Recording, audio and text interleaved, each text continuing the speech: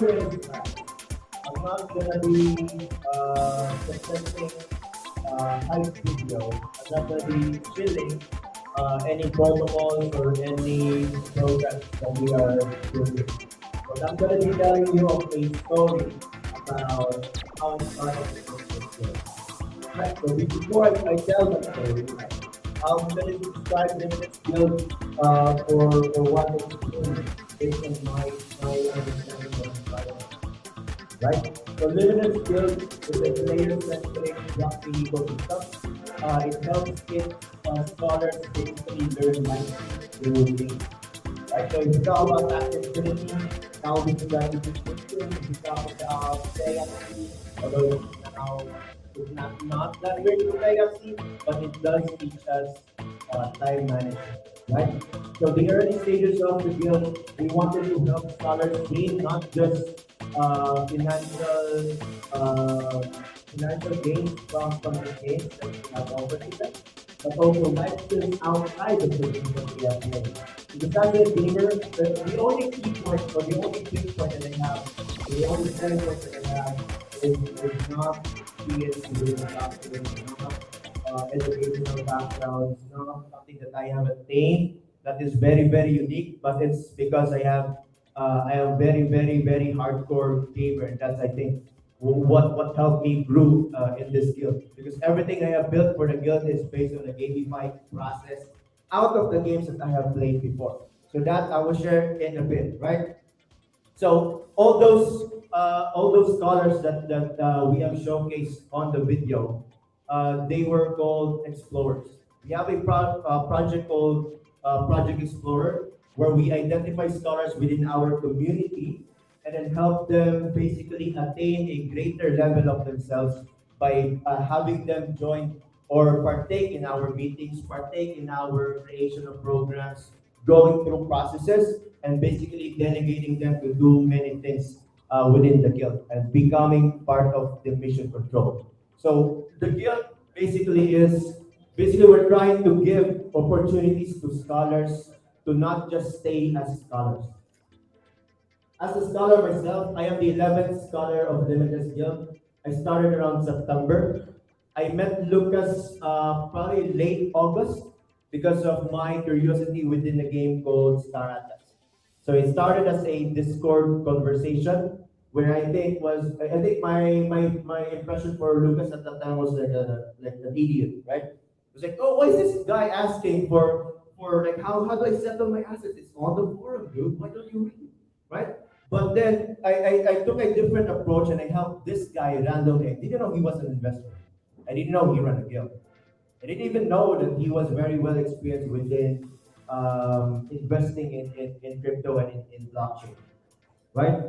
But I gave him kindness, I gave him the solution that he wanted, and it eventually built our relationship, right?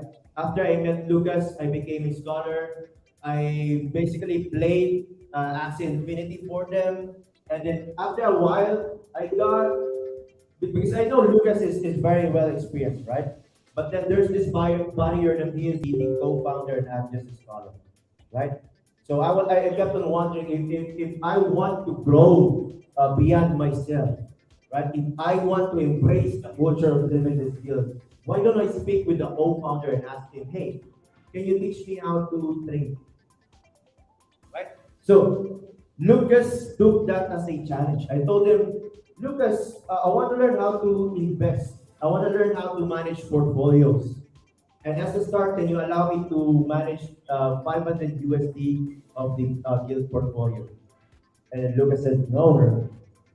Why don't you go for even more? Right? Why are you limiting yourself to 500 USD if you want to learn on this space? And Lucas said to me, I think this I can't remember quite clearly, but it goes along with, if you fail on this journey, I will fail with you, right? If we lose 1,000 USD, we lose that, but at least we learn a lesson. You learn a lesson, I learn a lesson, and because of that, we gave value to ourselves, right? Lucas is a visionary. Lucas is very kind. He is probably he's no longer just a co-founder. He's no longer just my boss, but he's more of a friend now. He is basically, I share everything with him, my worries, my overthinking. That's the relationship that we have built after months of working together, right? So the initial vision of the guild, it was pretty small. It was around 100 scholars by March. That was the goal back then. That was last year. We were talking about the big vision for the guild was we will reach 100 scholars by March, and eventually we'll be like YGG, right? That was the dream. YGG was our inspiration. They gave micro guilds hope that if they keep working long term, they keep driving themselves hard, eventually they'll reach the opportunity of becoming dominants. That was the dream before. So YGG is not competition, but they are our inspiration to start, right? So for YGG folks, we have Sprocky here, we have Ken, and his folks here. Give them a clap.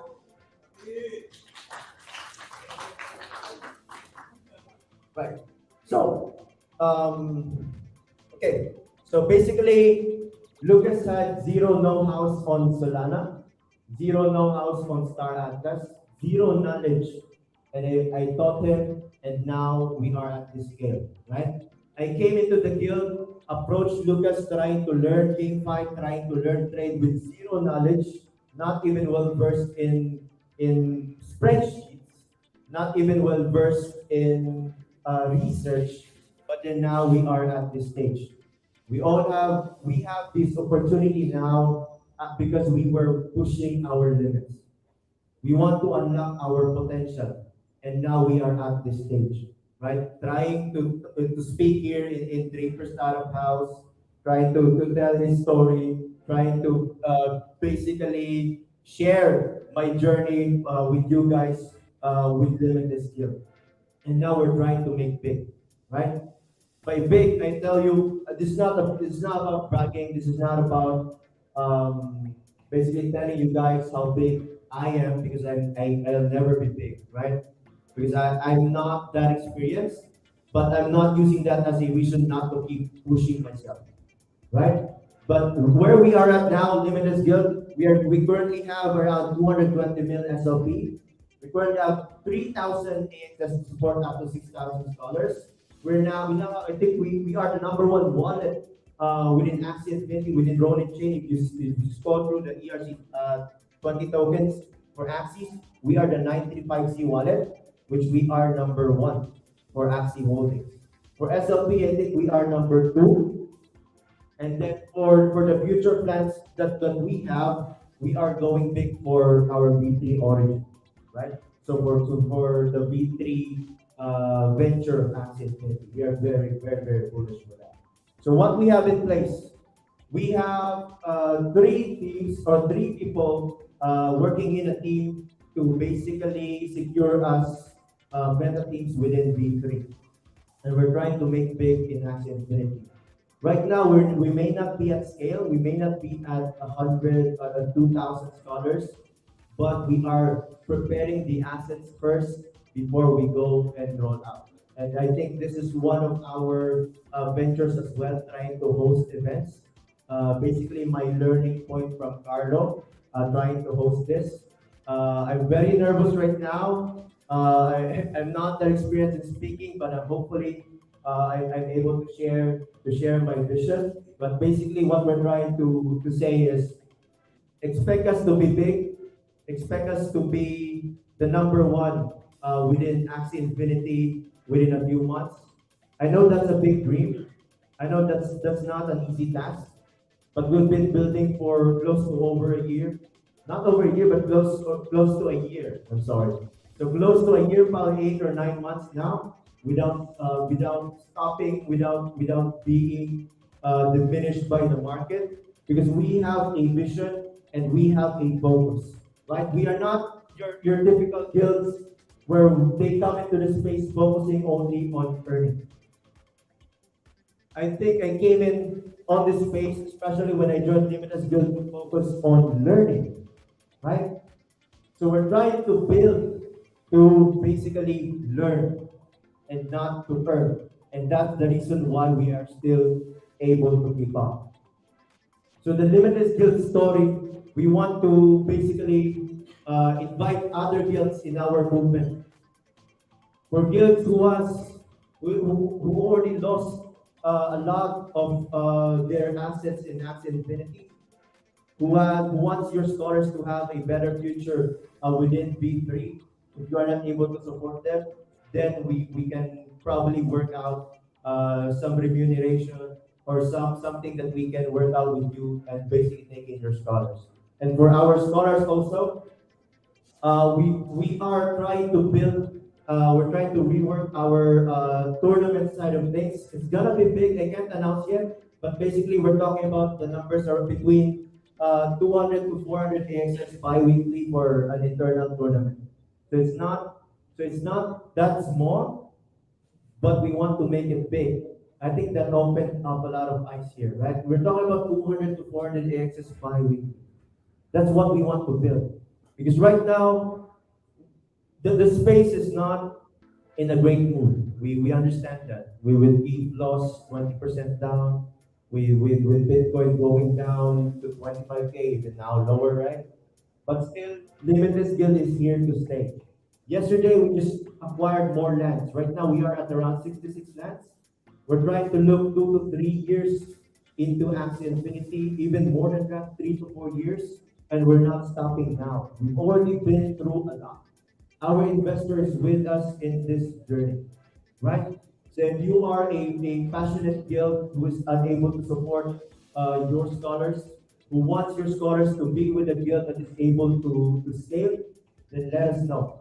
You can get in touch. We have our socials. You can get in touch with me, and then we will share our vision. Right? I think that's for my 15-minute talk for an intro. Hopefully, you guys have a great time. Make sure you enjoy the drinks and food, and stay limitless. Thank you.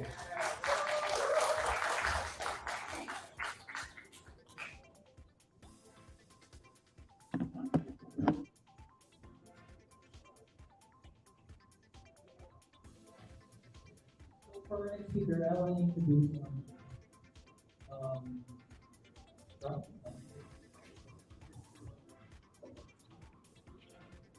Hello. So hi, I am the actually hello. Yeah. Hi, I'm actually not supposed to be here. He's supposed to be our CEO, but he's flying from NFP NYC. Currently, Joe, he's probably watching on his plane right now. But to introduce myself, I am Ron Crowell. I am the head of operations for MetaSports. Essentially, I wear a bunch of few hats. I'm also the Southeast Asia regional manager for community gaming. Um, so that's where I'm at. So I'm here to introduce MetaSports. While I'm not as rugby savvy as Joe, I come from a sports background, primarily competitiveness, integrity of players, and everything else. So I would like to introduce you MetaSports and who we are. I think I have a slide.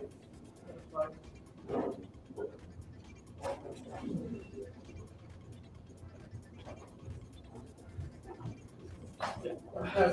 While it's starting off, so what is Meta? There we go.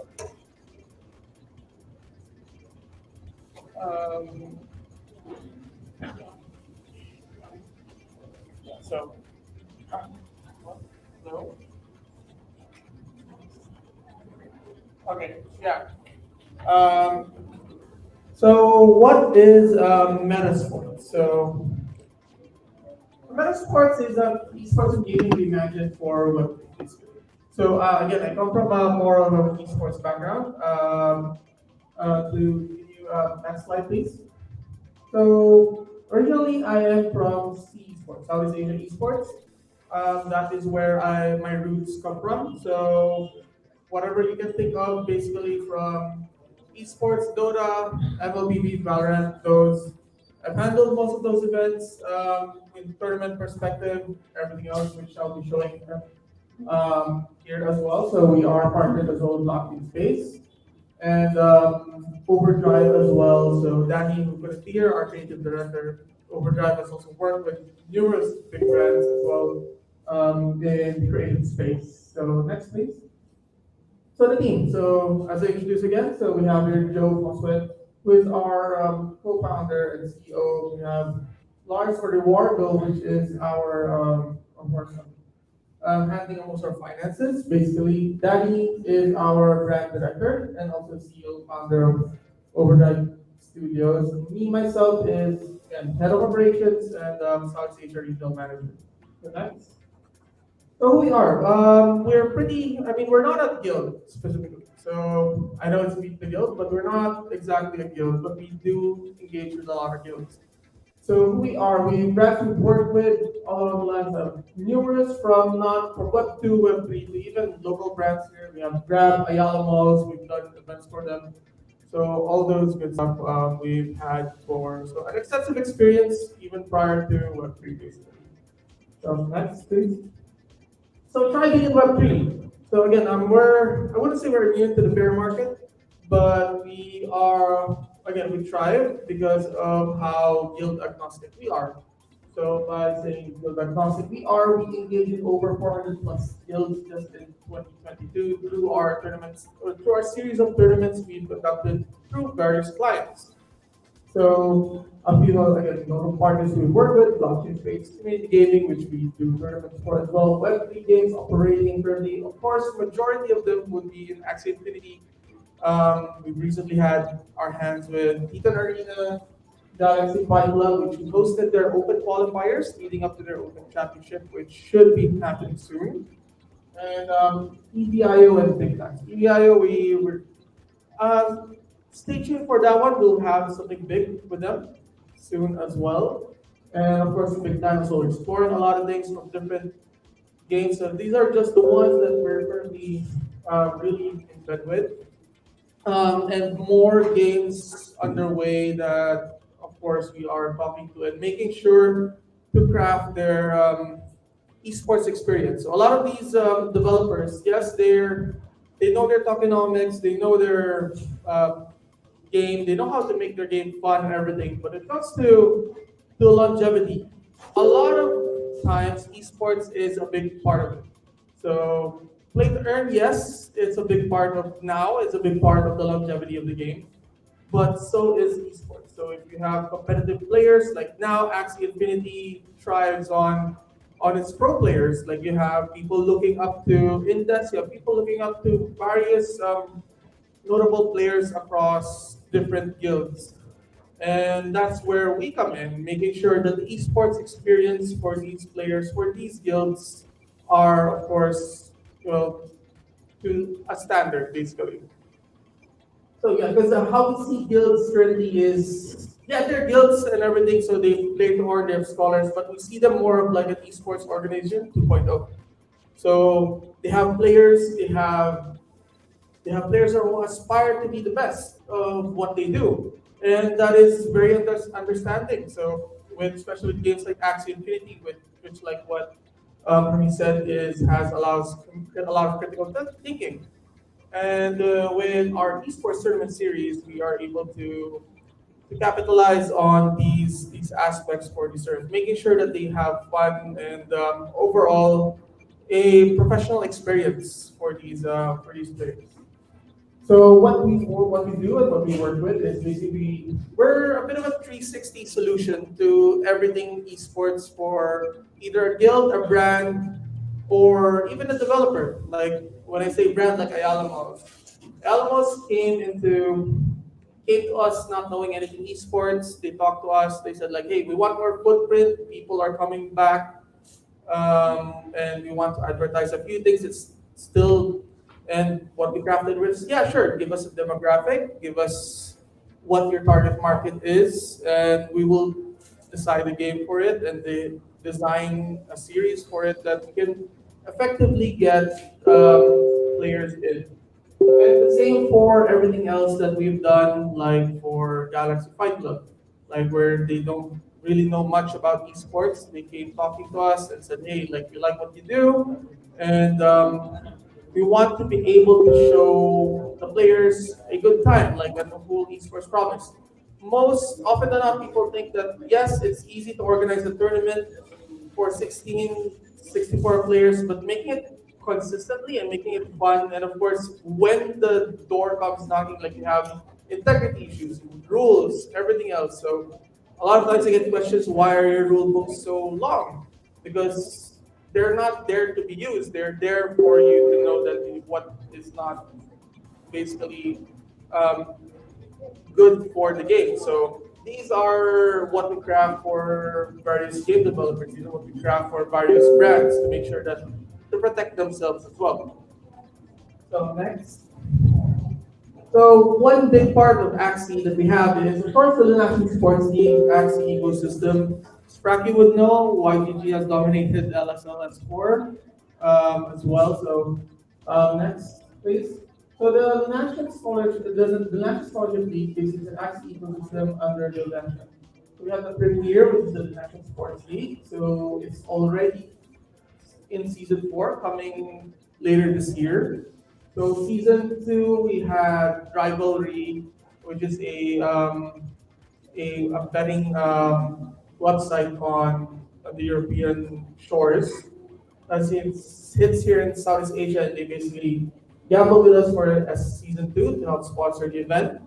Season three, we had BlockchainSpace sponsor Be the Presenter. So a few things that we had. So yeah, making yeah, sure, next. Yeah, grassroots basically. Let me go back one slide. Yes, grassroots. So it's not just one and done. So what we try to aim for is not just one and done tournaments. We try to really grow the scene. So by grassroots, we mean we have Friday Night Axie, which every Friday you are free to join from our Discord channel. Play Axie, no broadcast, just play Axie with everyone else you'll have. Again, we're pretty guild agnostic, so it doesn't matter which guild you are or which organization, even if you don't have a guild. So you're free to join each other. And we'll be changing to Origins soon, actually. So it used to be in V2, now we're going to be moving up to our Origin.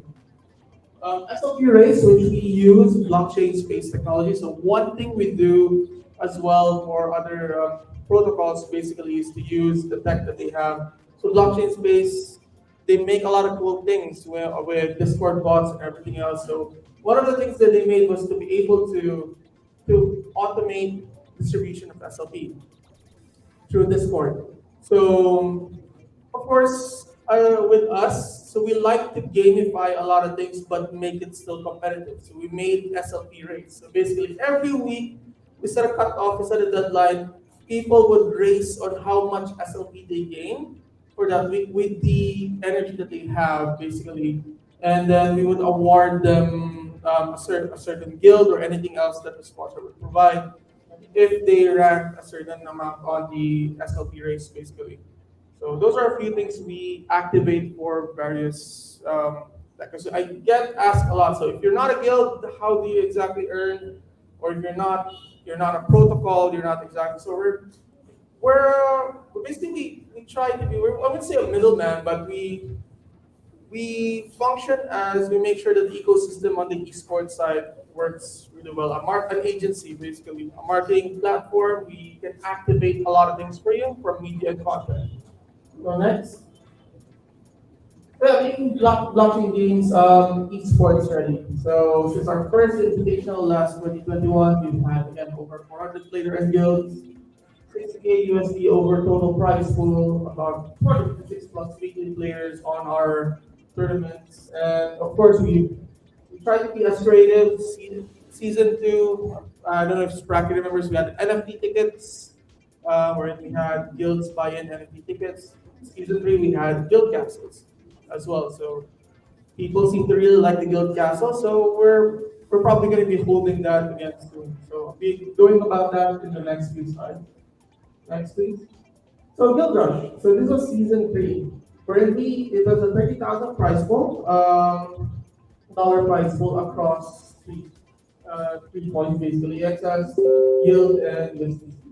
So this was an 8 week, actually 10 week endeavor for us. So most actually esports grants would have a 1 week ender, and they'd be done basically. 1 week, tournament's over, you give the prize pool. So we try to be as creative as we can. We try to be as fun as we can for the players. to be able to enjoy and but still don't feel like it's a chore, basically. So we created Guild Rush. So what is guilds without castles? So, so yeah, for guilds, so we gave 8 guilds for now castles of their own on our LSL season 4. Basically, YGG had a castle as well at that time, and we had top 8 players from across all qualifiers. We trying to make sure that they raid these guild castles for owned by these guilds. That's one thing that I think a lot of players. So actually met a lot of the Axie pro players yesterday through the meetup, and yeah, a lot of feedback through the castles was really good. It was really creative and fun, and again, that's what we value the most. How do you stand out? You have 40, let's say, organizers receiving esports grant from Sky Navis. How do you stand out from everyone else? How do you make yourself be fun, be someone that can recognize that hey, that's LSL. Like they did this, they did that. It was fun. I really had fun on that tournament. I will join again, and that's how we make sure that the sponsors are happy and for these events. That LSL was a success, and players will continue to join these tournaments. Next. So yeah, again, 1.4K matches played, about 190 guilds engaged from 41 countries in 6 regions. Reaches everything. So those are some of the key metrics we had for Guild Rush. Next. So if you can see that these are sample guild castles. When I say guild castles, not just by word that you have a castle. We designed specifically each and every guild that joined, that we vetoed, that we think are the best guilds currently in Axie. We gave them their own guild that we would advertise. So you have here, of course, you have the YGG guild. Over there, you have the Axie GG guild, and of course, a branded stinger. You have your Spracky YGG. You have the sticker that was used for exclusively for the YGG castle. So these are attention to detail that we are very proud of being able to showcase our partner guilds that join our tournaments. Next please. Next slide please. Yeah, storylines. So storylines you have here. Again, it's not just a matter of just creating something just for the purpose of it. We value the storylines that come with it. We value how Indes was able to defeat this player, and the next qualifier Indes will be facing this player again. So those are all few things. Like we value these statistics basically of these players. Like YGG was able to successfully defend their castle. Can the other guilds be able to defend them? So one of the best storylines we had was actually TG and YG and Evox. They were one of the few ones that made their castle stand. So basically, as again, players would challenge the defenders of these castles, and what made it fun was the concept of the thrill, basically, of these players. Like, okay, I get to try to take down YGG, I get to try to take down AxiGG, I get to try to take down these guilds. Like Limitless, if Limitless would join, they would face off against YGG. If I win, I get to do whatever is inside YGG Castle. So those are storyline thrills that have made players really feel the thrill. Like I'm not just earning. I'm actually really playing the game. Like it's fun. It's just being competitive. Next, please. So yeah, just a highlight of what the whole map looked like after. So we have here the playoffs, which was again sponsored by BlockchainSpace and everything else that was done. So next, please. Yeah, key viewership metrics that we had for these events, these LSL. I think the next few ones will be web to activate. So just gonna breeze through them. Sorry, excuse me. Next, please. So yeah, a few things. Again, we're not. That's why I kind of say we're kind of immune to bear market, not fully, but we're not exactly just. We're Web3. but we try to be as we come from an esports background. So apart from just doing Axie, we do Web2 tournaments. We've done functional Valorant for Grab Food before. We've done the same formula we've done, make it fun, make sure that the players having fun. And this was, I think, the time wherein Valorant is launched. Next, please. Yeah, some metrics that we had, jerseys that we presented to players as well as gear. Next. Few snapshots that we make sure that Brad. So these again, attention to detail that I think is one of the key factors for MetaSports. Is if it's grab food, of course everything will be about food. We'll be engaging players on what is their favorite food, what is their favorite thing to order, what is their favorite potato corner flavor. So those things, attention to detail that I feel is a key aspect of at least me on the operations. Make sure that everyone else on the team understands. Next. Yeah, so just a few more snapshots. Next. One thing, again, I briefly said this earlier, we had Project AMDG, which was Ayala Gamers Guild. So this was a Gamers Guild, Discord server, so basically. So at that point, everyone was online and there was no traffic that was happening to malls basically. And what we craft for clients. Basically, even Ayala didn't know what Discord server is and how it works and everything. So we started from everything from nothing, proposed to them, okay, this is how you're gonna be doing it, and how we crafted the Ayala Malls Gamer Guild, specifically to increase footprint on, especially everything was started to go back to normal. So yeah, next please. And yeah, so just the key metrics we had Aaron Neiman hosted and a few notable players. So one thing to note about these activations that we do is we always try to be in tune with the brand. So if it's Ayala Malls and they say they want to target a little bit more posh, of course we want the game to be a bit more on the paying side. So we choose, it's not just something, okay, you want players who have MLBB, we have Dota, everything. So it's something that we carefully research for clients and make sure that it is aligned with their brand. Next, I think that's about it. And yeah, so a bit of a blurb for me. So with MetaSports, and thank you everyone for giving me the time here on stage.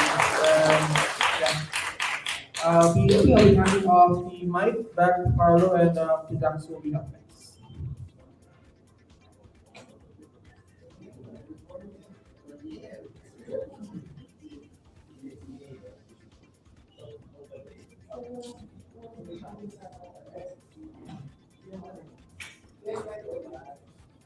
Hey guys, thank you, Ron. Yeah, so I'm Pat from PDAX Metaverse Division. Hello, hello, hello. Testing. Hello, hello. Anyway, this space is small enough naman to be heard. What do you call good evening in Web3? GE ba or GM pa rin ba? GM everyone. This is gonna be short and sweet because I think most of the people here and the faces here are very familiar to me, and you all, I'm sure, know and love PDAX. So as head of Metaverse, we are just here to support the community, to support gamers, to support guilds, and to support the play to earn community. So very actually, one of my main goals is actually not to evangelize PDAX. I actually came here to interview the man developer. I have so many questions, sorry. So I know everyone is super curious about Limitless LGG. And I'd like to start the ball. Anyone can actually raise their hands later. But I'll start. So Limitless, you mentioned that you guys started September with 100 targeted scholars by March. Yeah. And then now, how many axes again? right now, Yeah. around 80,000. Okay. How did you go from 100 scholars to 80,000 assets? Basically, the scholar sport is not the main like focus. We cannot expand beyond the V2 point of access management, right? Yeah. Right now, we have the assets able to support the 6,000, and we can scale at any time at the moment. But then scaling for V2 would not be the right choice of allocation of funds, of the assets, right? Because we want to make it big for V3. So while V3 is being extended up to, let's say, speculation-wise, August or September, I think we are like acquiring assets now, like the Axis right now we have 80,000. The new goal is 210,000 by the next 2 months, and then we are securing AXS as well, Yeah. especially for our tournament rewards, which is again mentioned around 200 to 400 AXS per bi-weekly, right? So we're trying to acquire that. That's additional pump of money, Yeah. and then we have. I did Axis, I did AXS, and now we have secured 220 mil SLP, which is 20 mil over our initial goal in the past 3 months, right? Basically, so that's what we have in store, and we are excited to expand. We're basically excited for V3 for Craft and So, if I get what you're saying correctly, this is a high conviction play on Axie Origin. correct. Yes, Correct, right? not just Origins, but the entire Axie Infinity ecosystem. So we believe Origin is not just the only like big player within Axie Infinity. Early on, they started the project for basically Infinity games, and now Axie Infinity's Origin is a very big, great step for them, which we support. And then eventually, the Builders program will introduce more games, more utilities to access to lands, and basically more value for the SLP AXS as well. Okay, so $1 million question. No, no. Where is the money coming from? From so the money is coming from our investor. Okay. He's not the typical investor that you basically envision where he's just there writing contracts, getting the 160, 80, basically return after a year or two. But it's also on the same vision as us early on, because he started not just a investor, but he started as curious to starting a guild, and he really wants to start his footprint within Axie Infinity because it's already number one on another GameFi game, and then Axie Infinity would be his second one, and LG will be assisting him on making that footprint basically. Which game is he number one already? Right now, he's number one in Sorare. Oh, wow. Okay. All right. So I think he's number one in Sorare. Yeah. So if you know Sorare, if you are number one there, okay. It doesn't work. Yeah, that's right. It's okay. I think everyone can hear us naman. Very Yeah. loud and clear. Okay, okay. So, a few more follow-up questions because I'm super curious. So we know you put your money where your mouth is. Yeah. You put a lot of money. Apparently, yeah. Apparently. And so why V3? What is the fundamental analysis? Is there should be something backing up your thesis, your investment thesis Yes. into V3, right? Because for me personally, I've been a guild founder in Axie, and medyo, it was quite disheartening to be honest, because of all the tokenomics and the infinite supply of SLP. And amidst the middle of the crypto bear market, crypto winter, ang hirap, di ba, to assert yourself and have that conviction. So where's that conviction coming from? What is the analysis backing up your conviction into Origin? Okay, basically it comes from 2 points, right? From a data standpoint and from the fundamental standpoint. Because right now, if we talk about DeFi games, the main issue is not all games are able to basically like support their ecosystem if something goes wrong, right? We see a lot of games that is being deployed now that only lasts around in average around 3 to 4 weeks. Like probably if you're lucky, you can get there by 2 months and you can get your ROI. But now it's a matter of ROI race for most games. You're just riding the shield game and basically not able to deliver, right? But then if we ask the question, which game in the industry is able to expand and continue to build for the next 5 to 10 years, the long-term game, right? The long-term vision, right? I think the only answer we can have would be Axie Infinity. We cannot deny 300,000 each is a lot. That's freaking a lot, right? This is the treasury. The treasury, Their treasury. yes, their treasury is being used for them to support and build. So if we compare them for other games, even though games with like they claim AAA, they claim the biggest game in future, but then now if you want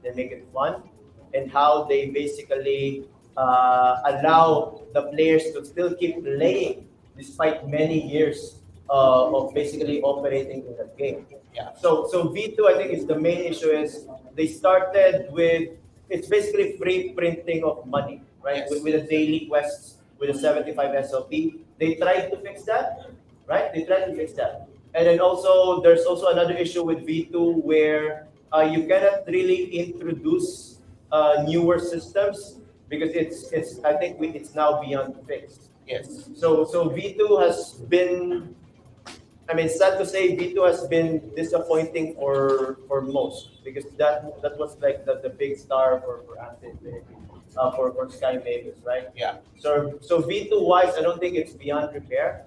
So the movement for Save V2 is, I think, losing hope. Yeah. So, but for V3, it opens many multiple basically avenues for them to expand. One would be on esports as well. Okay. So because of V3, because it's even more challenging now with 6 parts from 4 parts, with the addition of runes and charms, and with new mechanics as well, that many people call very simple, many people call very basic, but many people has not realized that also means that more players will come into the game. Yeah. But if it's simple, it has its competitive values as well. Then that will mean more players, more competitive players as well. Right. So the main difference would be the possibilities for V3. Thank you. Anyone from the crowd, feel free to ask questions. I'm sure everyone is curious about the story behind Limitless. But yeah, I'll still continue. So you guys are heavily invested in Axie. You have played a very high conviction bet. So let's say a year from now, how do you project Limitless? How do you see Limitless, or imagine Limitless to be, let's say exactly 1 year from now? Maybe paint a picture.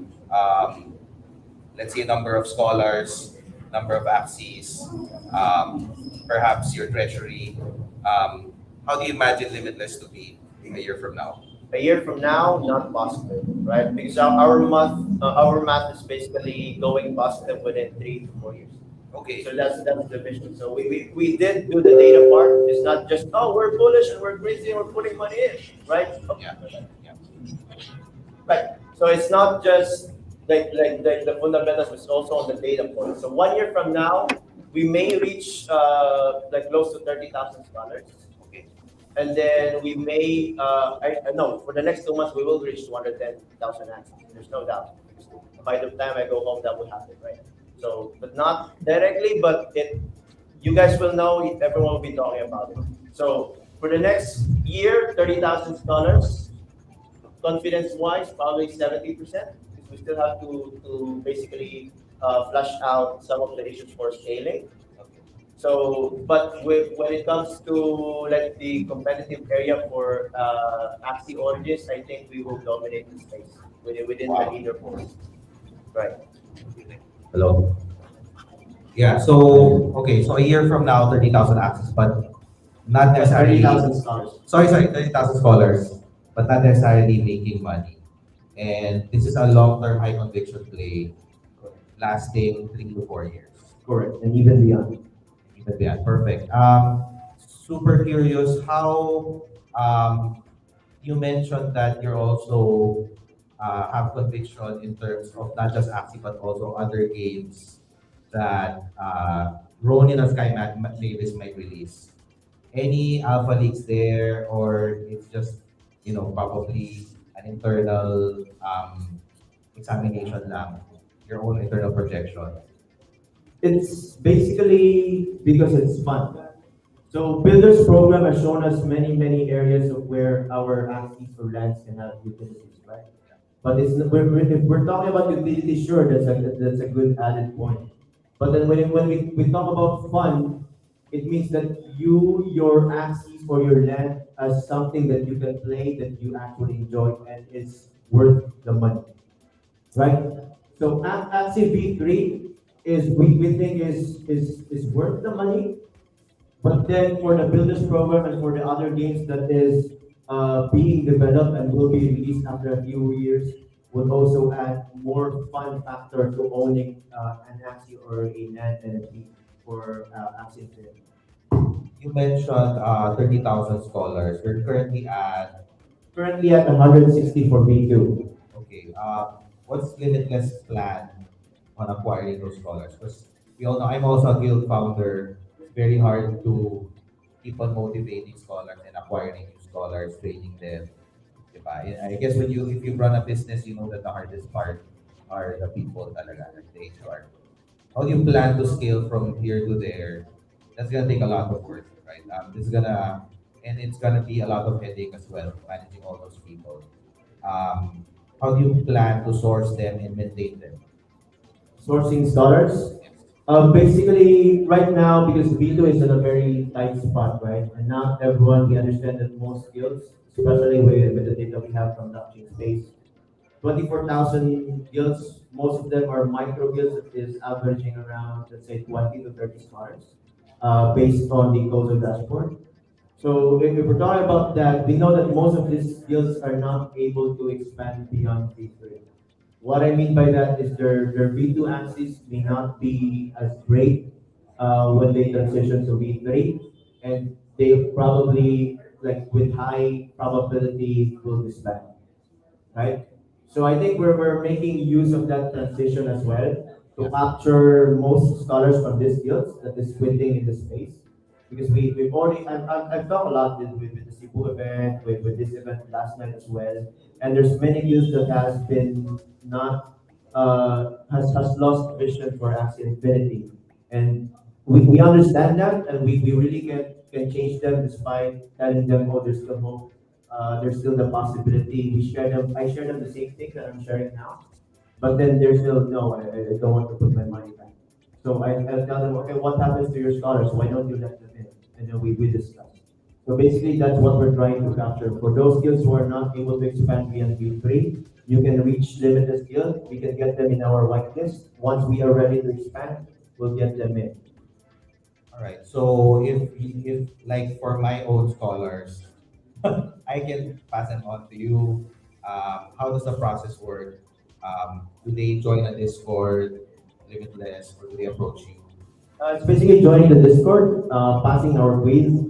So we have a 20-point quiz. Basically, you have to watch a video, our culture and TOS video. So the culture video will teach you all about the skills, how we operate, basically telling you that you have to be honest, you have to be transparent. Nobody calls anyone in the guild sir, not even CEO, not even me, right? So no hierarchy, there's no discrimination, nothing like that within the guild. They have to be clear on that and they have to pass that quiz, right? So that's our first layer. It's very simple. Once they get that, we give them the whitelist role and they can sign the contract after. The scholarship contract. Nice. Last question. So if anyone has any questions, feel free to ask. But last question for me, the biggest problem of maintaining scholars is the very low earnings, super low earnings with B2. So does that mean that you project for B3, the earnings would increase or be more competitive with minimum wage?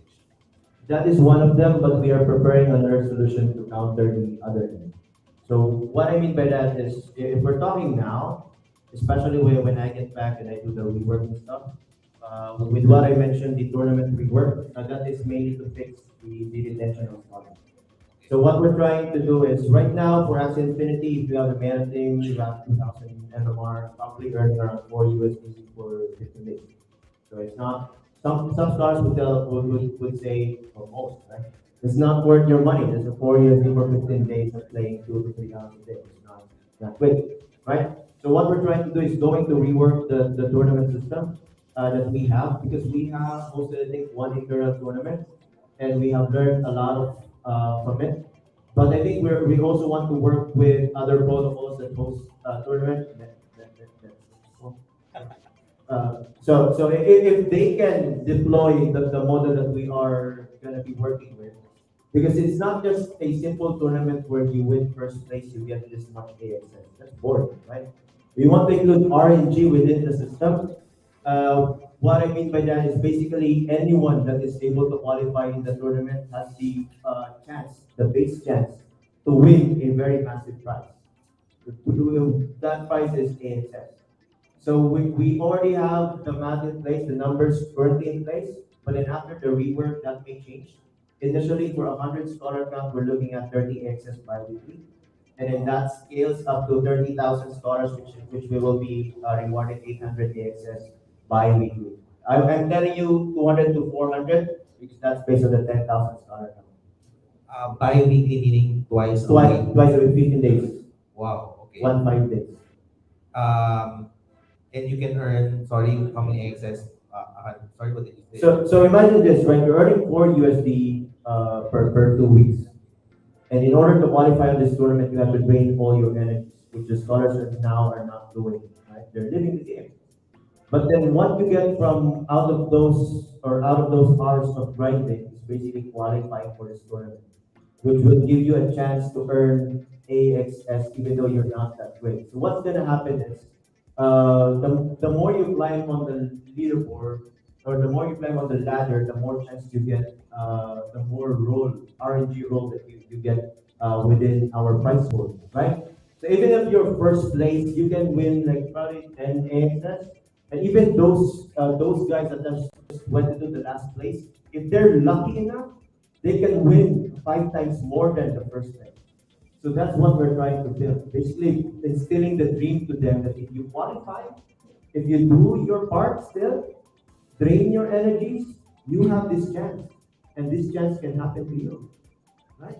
That's what we're trying to build. That's why we're willing to put the AXS, the initial pump in, to build this mentality of scholars of, okay, I need to drain my energy. Doesn't matter what the SLP price is, I still have a chance to win 10x, 15x more than what I'm earning in SLP one. Okay, so if I understand it correctly, to be eligible for that tournament, you need to drain your energy. Correct. And once you get into the tournament up to a certain tier, let's say top 1 to top 20, there's an RNG random number generator. Correct, yes. That gives you kind of like a lottery scheme Yes. chance, even if you're at the bottom, as long as you're at the cutoff, to earn a large amount of access. Correct. Even the most bottom has a base chance of winning the biggest AXS prize. Alright. How to be your scholar po. Anyway, that's all for me. Carlo, nasa ba si Carlo? I commandeered your whole event, sorry. But guys, if you have, is anyone curious enough about LGG, right? LLG. Sorry, LLG. If anyone is have any questions with LLG? I think Ron has a question. Ay, sorry, Ron. Okay, go ahead. Mostly, how long do you think with the system you're creating for how sustainable do you think it will be this? Oh, there's not a matter of question because it's working, it's rare. So what we're trying to do is basically building an entire different ecosystem on top of Axie Infinity. So it's the rare threshold system, rare RNG system, but it's within the guild and it's outside of Axie Infinity. It's not from Skybabies, but it's from Limitless Guild. So that model has been working perfectly, even though the Ethereum prices are down, so rare earning is still stable. So we're using a model that is working and model that is stable. So it's not a question of whether it goes up, goes to success or fail, it's working now. So it's a matter of execution. So if MetaSports can get us there. Any questions, guys, before we close? None? Mr. Star. Time out. Carlo, I think I'm pretty okay. The Q&A has satisfied my curiosity. But guys, please also while I'm here, support PDAX. If you guys have any guilds, please do yeah, thank you. Please have your scholars open an account with us. I'll do a very quick blurb lang. Because most of the scholars now they cash out using P2P. Sometimes what people don't know is that it operates in a gray area. So you risk sometimes losing your bank account. So I think PDAX, notwithstanding all the other competitors, but PDAX offers the most convenient way for your scholars to cash out above board as we have all the necessary licenses. Very convenient. Try out the mobile app. That's it for me. But thank you so much, Jeremy. Yeah, idol. Carlo. Wala na si Carlo. Yun.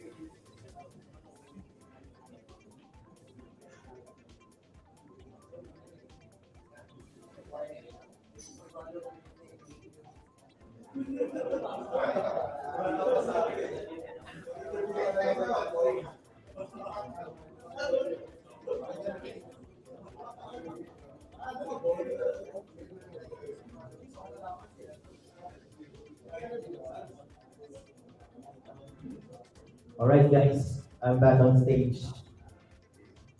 All right, so thank you everyone for coming here tonight. Sad to say, but we're about to end the event. We started a bit late, so we apologize for that. It's our first official LNG event, so there are gonna be bumps, and that bumps is starting late. So we're trying to improve on that for the next events that we are to host or we are to sponsor. So we will improve on that. That we can promise, and you guys know that where we put our words in, we put our basically we walk our talk, right? So we will improve, and thank you guys for coming here. We appreciate everyone.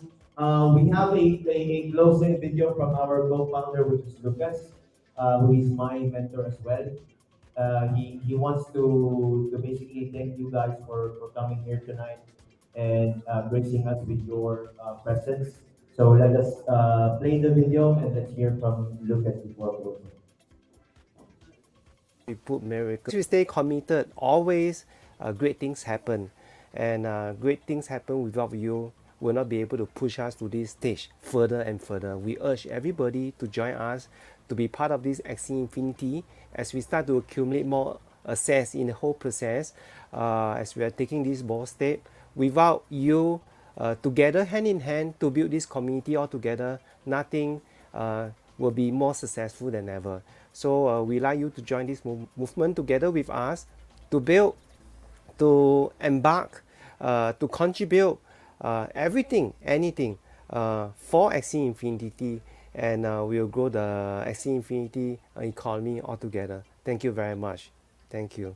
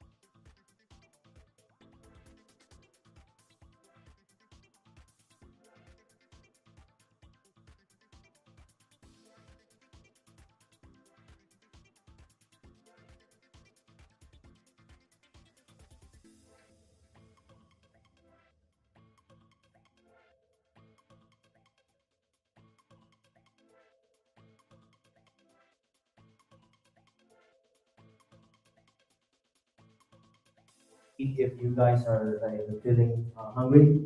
And yeah, so we thank everyone. We thank BlockchainSpace for assisting us on this event. We thank everyone again. We appreciate each of your presence here. And we thank Draper Startup House for the wonderful venue that we have. Basically, let's continue to build. Let us not stop on this journey. It is a red market now, but then now is the best time to build, right? Now is where we mark ourselves. Most of the people that you meet here are long-term builders, so try to speak with them, try to shake their hand, try to know their name, and hopefully this will also be your the start of your limitless journey. Right. So let's continue to unlock our potential. Let's continue to stay limitless. Thank you, everyone.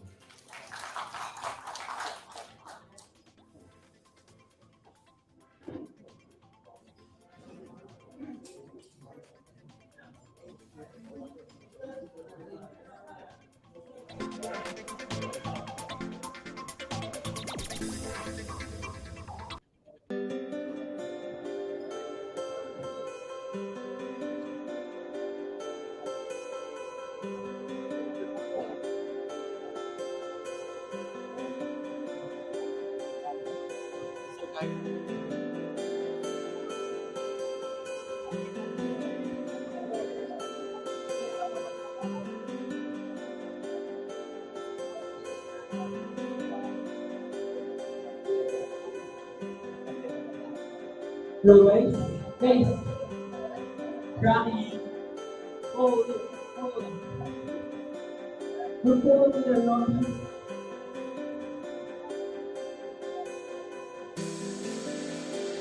Okay, hold on.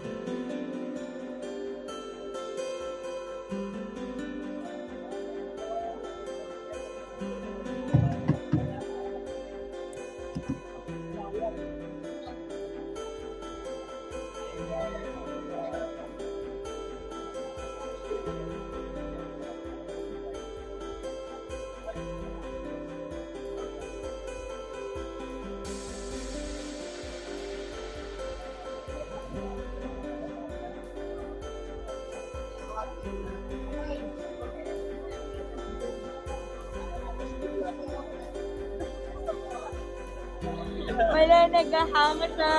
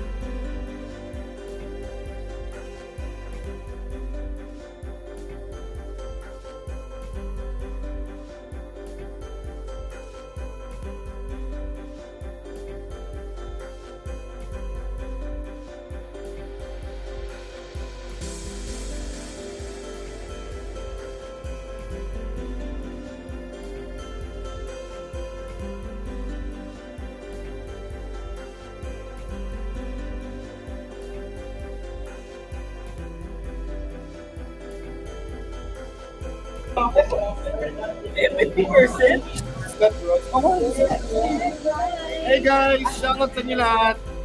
Shoutout from YGL Nerds. Lucas Hey wants to guys. see everyone. Hello. I am Faye. Hi guys, I'm Spriggy. Thanks for having me.